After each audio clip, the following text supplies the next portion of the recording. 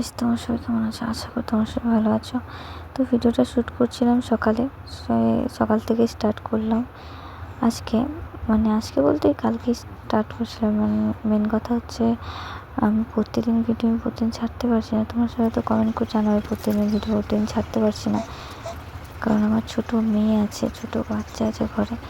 তো এবার যারা ছোটো বাচ্চাকে নিয়ে করে তারাই জানে একমাত্র যে বাচ্চাদেরকে নিয়ে ভিডিও করতে একা একা করতে কতটা সমস্যা।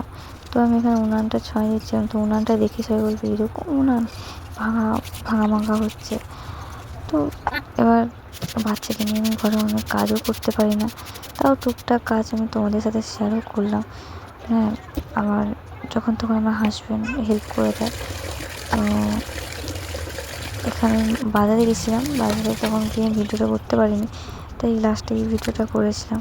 তো দেখো, এখানেই আমার ভিডিওটা শেষ করলাম। ভালো লাগলে লাইক, কমেন্ট, সাবস্ক্রাইব করে দিও।